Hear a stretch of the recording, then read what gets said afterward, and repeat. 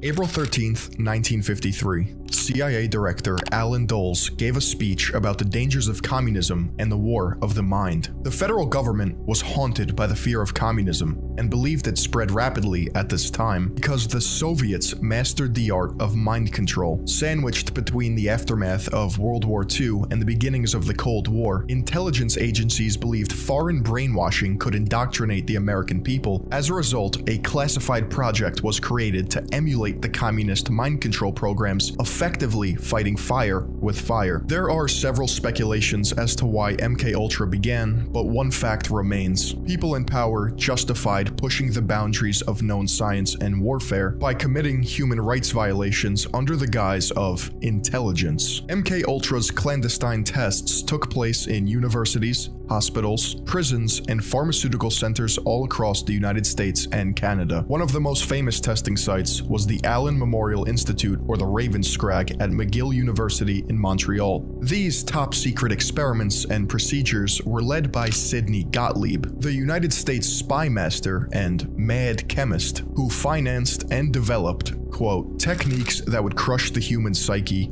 to the point that it would admit anything. MKUltra was preceded by Project Bluebird and Project Artichoke, two projects originating in the 1940s. The goal of Project Bluebird was to train subjects through hypnosis and behavior modification so that it would be impossible for enemies of the United States to extract vital information. The goal of Project Artichoke was to examine if a human is capable of attempting an assassination without hesitation. Methods used include hypnosis, forced substance addiction, and forced substance withdrawal. MKUltra, the final evolution of its 1940s predecessors, employed a variety of techniques to influence the minds and brains of its subjects, including the covert administration of high doses of psychoactive substances, in most cases LSD, also known as lysergic acid diethylamide, a powerful hallucinogen. This CIA project used a cocktail of chemicals and drugs such as barbiturates, amphetamines, and hallucinogens to put their subjects in a comatose state while also violently snapping them back to reality. This was carried out by injecting a barbiturate in a subject's arm and then an amphetamine in the other, often resulting in death. One of the main scientists responsible for the horrific practices of MKUltra was Dr. Donald Ewan Cameron. Cameron invented two medical torture techniques that were repeated until the unwilling subject's mind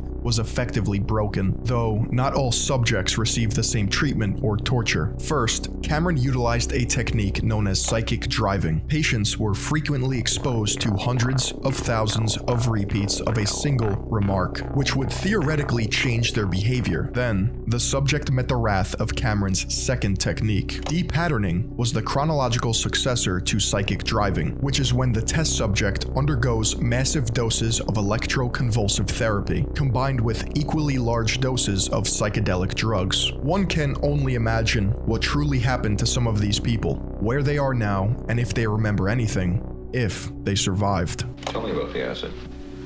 I'd rather not. It's a bad trip. It's a bad trip. That was a bad trip. The pain was so excruciating, felt like somebody was sticking me with 1,000,000 pins. You know, just everywhere. Oh, it just... Ow.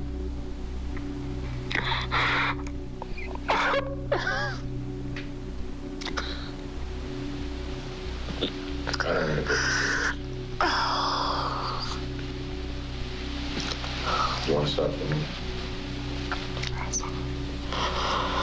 With any classified project, intelligence agencies across the globe go through every effort to stay hidden. One method of cryptic language used by the CIA is known as cryptonyms. A cryptonym is a code name or code word used by the CIA to reference operations, people, projects, or other agencies. All CIA cryptonyms that are now used online were used between the 50s and 80s, which means it is more than likely the entire system has been replaced. All that exists online are partial lists and probable definitions. There is no way to know for certain the exact meanings and extent of these declassified projects. Each CIA cryptonym has a 2-character prefix, known as a digraph, which identifies a region or function. But over time, certain digraphs underwent changes. The Soviet Union digraph, for instance, underwent at least 2 changes. For example, in the 1950s, the Soviet Union was known as AE, but in the 80s, it was PD. The remaining words are either random dictionary words, cryptonyms that occasionally combine to produce dictionary words like aeroplane, or can be read out as short phrases like Wybather, which is pronounced why bother. MK Ultra is a cryptonym that denotes the following: MK equals TSS, or the Technical Services Staff, and Ultra being the highest classification of intelligence during World War II. There are plenty of unidentified cryptonyms, which lends itself to the fact that there is so much information kept from us, and we may never know it. Elizabeth Nixon is a Canadian writer and journalist who, in 1994, published the novel The Monkey Puzzle, an account of CIA brainwashing trials in Montreal during the 1950s and 60s. The height of MK Ultra. She explains that her mother was under the care of none other than Ewen Cameron. By this time, Cameron was head of the American Psychiatric Association. He had been a friend of Allen Dulles, who, if you remember, is the man responsible for the genesis of MK Ultra. In fact, they shared a long history together, dating back to the Nuremberg trials. In 1977, after President Ford's executive order, under the release of the U.S. Freedom of Information Act, Cameron was discovered to have conducted the most extreme mind control trials, employing massive amounts of shock treatments and drugs such as PCP and LSD. You may be wondering, did Cameron's extreme methods lead to the cure of cancer or Alzheimer's or anything? Well, according to journalist Sid Taylor in an article from 1992, Cameron used a toxin known as Curare in order to debilitate his patients while conducting research. This toxin was used by South American natives to poison their hunting arrows. When applied to the body, it shuts down the neuromuscular system. The article continues by saying, although the patient was prepared by both prolonged sensory isolation, repeated depatterning, and recorded receiving 101 days of psychic driving, no favorable results were obtained. So as you can guess, this was around the time Dr. Cameron fashioned his own invasive forms of therapy, explained before as depatterning and psychic driving. Much of this information has only been disclosed relatively recently, since the CIA has admitted to funding human behavior control research at 150 institutions, including 44 universities and a variety of hospitals, prisons, and drug rehab clinics. Remember, these are just the ones declassified. In 1953, while attending a CIA retreat, a scientist working for the agency drank a cocktail that had been spiked with LSD. His name was Frank Olson. A few days later, on November 28, 1953, Olson allegedly committed suicide by falling from the window of a New York City hotel room. 41 years after his death, in 1994, Frank Olson's family decided to have a second autopsy performed. A forensics team discovered injuries on the body that were most likely caused before the fall. Following lengthy legal proceedings, Olson's family was awarded a $750,000 settlement and a personal apology from President Gerald Ford and the then CIA Director William Colby. And the person named for administering the LSD to Frank Olson was none other than Sidney Gottlieb, by this time known as the Black Sorcerer and Dirty Trickster. Ask yourself, if there was zero truth to the conspiracy surrounding Olson's death, why would the sitting president and CIA director give a personal apology? Why would the United States court rule to award Olson's family with what would almost be $9 million in today's money? One of the side effects of being a mad scientist like Sidney Gottlieb is being bald, which is why today's video is sponsored by Keeps. Keeps is an online subscription service that helps men keep their hair. They offer clinically proven treatments that help combat the symptoms of hair loss. Best of all, Keeps treatments are delivered right to your doorstep. You don't even have to leave your house. All of Keeps treatment plans are personalized and doctor recommended, and they're affordable, typically half the cost of pharmacy prices. 2 out of 3 guys will experience hair loss by the age of 35. Keeps offers clinically proven, research-backed treatments to stop hair loss and improve hair growth. With Keeps, you will receive 24/7 expert care and support. Each treatment plan comes with a full year of unlimited messaging, so you can connect with your prescribing doctor about anything, anytime. Whether you're looking to prevent hair loss, stimulate hair growth, or just take better care of your hair, Keeps has you covered. Rest assured that Keeps physicians will help you select the right products and treatments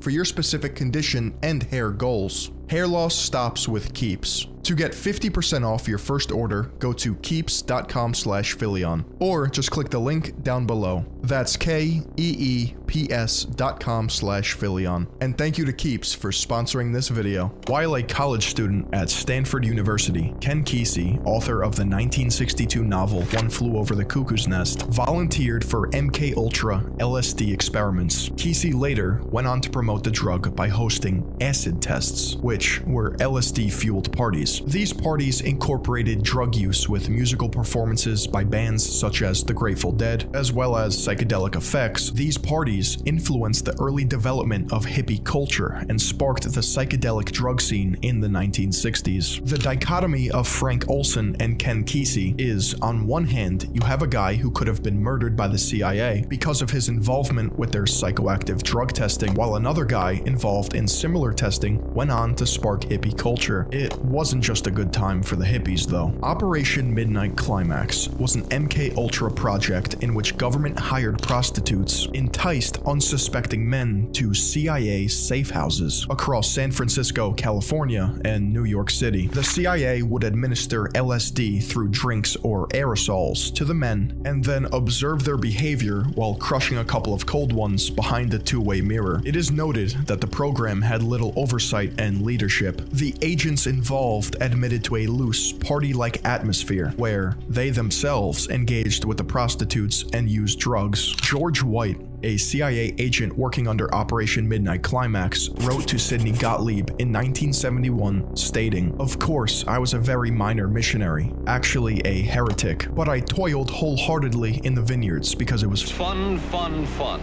Where else could a red-blooded American boy lie, kill, and cheat, steal, deceive, rape, and pillage, with the sanction and blessing of the All-Highest?" It would be sooner than later that the truth would be revealed, and the intelligence communities would be made to answer for their illegal and inhumane enterprise. You see, in 1972, the Watergate scandal triggered paranoia amongst Washington and the already weary American people. This led to newly appointed CIA Director Richard Helms ordering all MKUltra files destroyed, coupled with anecdotal stories such as U.S. Army servicemen spying on civilians spread, eventually culminating in a New York Times article by Seymour Hersh in 1974. Seymour Hersh was already a well-known investigator, as he gained worldwide recognition for covering the Watergate scandal and by exposing the My Lai massacre, for which he was awarded the Pulitzer Prize for international reporting. Many elected officials, journalists, whistleblowers, and investigators, like Seymour Hersh, were following a rat's trail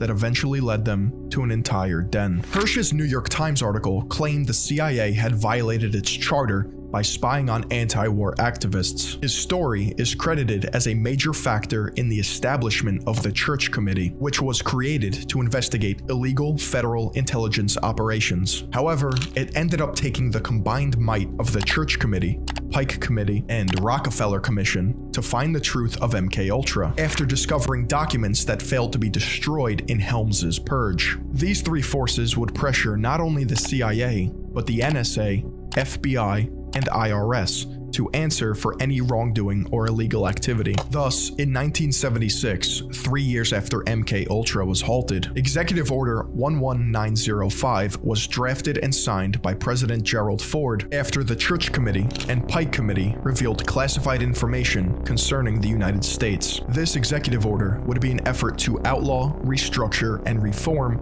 much of the intelligence community, creating greater checks and balances to ensure that any and all activities are in conformity with the Constitution and United States laws. Even people to this day are still concerned that this was not enough justice, and that intelligence agencies still work above the law. I haven't worried about it. Your question again, what would I have thought, had I known that Any of these substances would have been given to, unwitting persons. you mean a hostile agent of another government? No, I mean think that was probably one of the things they had in mind. I mean testing it out on an American citizen. I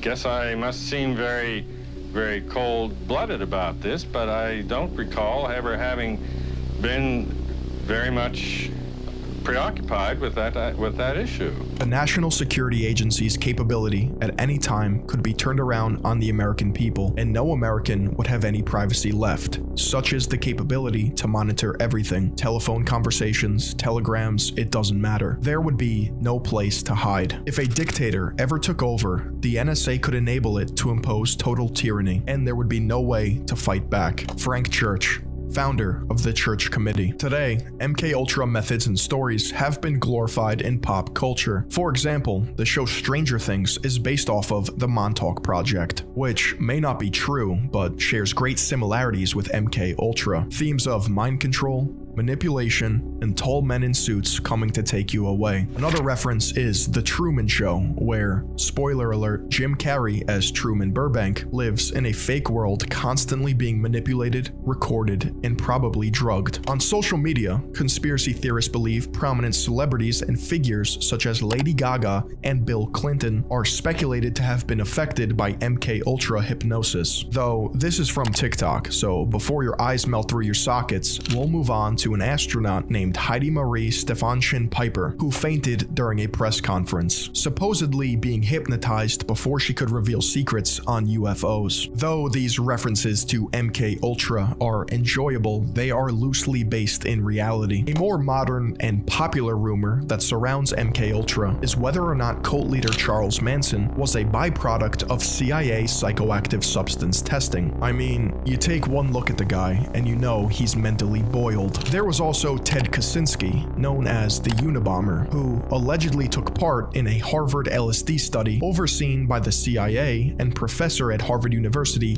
Henry A. Murray. Ted took part in intense mock interrogations designed to assess limits of psychological breaking points. From 1978 to 1995, the Unabomber would later go on to create increasingly sophisticated bombs and mail them out to people, resulting in 3 people being killed and 23 others injured. It begs the question, was this violence a result of the manipulation and arguable torture Ted endured? There is no way of knowing if the CIA has stopped all illegal domestic activity against civilians. MKUltra may have evolved or rebranded itself, hidden deep within the CIA web, where no one would dare enter. One can speculate that CIA counterintelligence strategies have become more desperate and covert, adding to the fear that there may be some project out there worse than MKUltra. After all, science and technology have only advanced since the 1950s. If contemporary projects similar to MKUltra were to get green lit, they would without a doubt be more effective and efficient.